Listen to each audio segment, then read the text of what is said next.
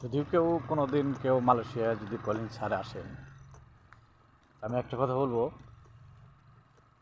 সেটা হচ্ছে পারলে কোনো ফ্যাক্টরিতে আসবেন, ফ্যাক্টরি ভিসা, পারলে কোনো কোম্পানির ভিসা আসবেন, কোনো এজেন্ট বিষয়ে আইসেন না। কারণ এজেন্ট বিষয়ে আসলে আপনার টাকাটা, আপনি যখন আসবেন এই দেশে আসলে আপনার মেডিকেল করাইয়া বিষয়টা লাগাইয়া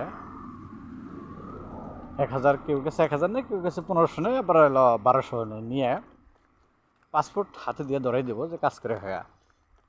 আপনি কই করবেন, কোথায় করবেন, কোথায় কাজ পাবেন, কোথায় কাজ পাবেন, সেটা হচ্ছে এর জন্যই বলি ফ্যাক্টরি বিষয়ে আসবেন বা কোনো কোম্পানিতে আসবেন, কোম্পানির বিষয়ে, ডাইরেক্ট কোম্পানি, মানে যেগুলো বলে মেনকন। কনেকশন আছে যারা মেনকন, মানে যেগুলো মেনকন আসলে সমস্যা নাই, আপনি অসুস্থ হবেন, আপনার সব টাকা বহন করবো। আর যদি বাংলার 20 লাখ টাকা লাগে, ওনারা বহন করবো।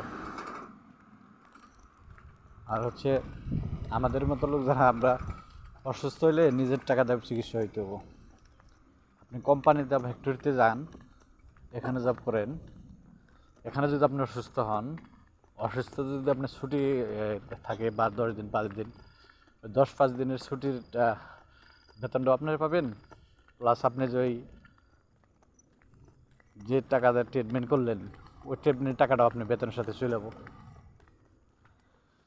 আর আমাদের কি মরা চিকিৎসা নিজের টাকা, বয়ে থাকলে তো বই আই। তো যদি কোনো সময় কলিং সারে, যদি আপনারা আসতে চান, এই পরিবেশে আইসেন। আদার্স এজেন্ট বিষয়ে এজেন্টের মাধ্যমে আইসেন না।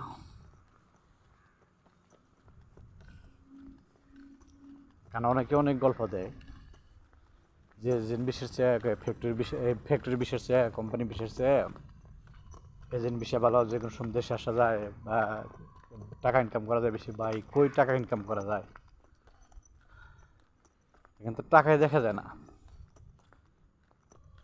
যে টাকা কামাই, এই টাকা যদি ঠিক মতো আমি খাবার খাই, বাংলাদেশে টাকা পাঠাইতে কয় টাকা? বাংলাদেশে পারলে টাকা পাঠাইতে পারবো মরলি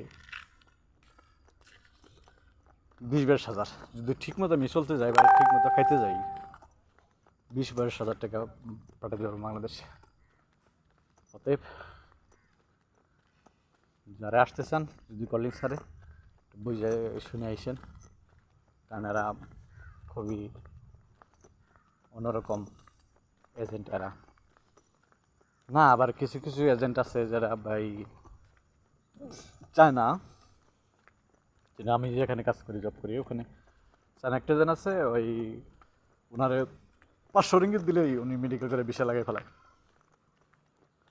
বা ভিসা বেরোর সাথে সাথে হোয়াটসঅ্যাপে ভিসার ফটোকপি পাঠায় দেয়। আর আমাদের এজেন্ট 1 টাকা বাকি থাকতে আপনি ভিসা ফটোকপি দিব না, এরকম পরিবেশ। তো সবাই ভালো থাকেন, সুস্থ থাকেন।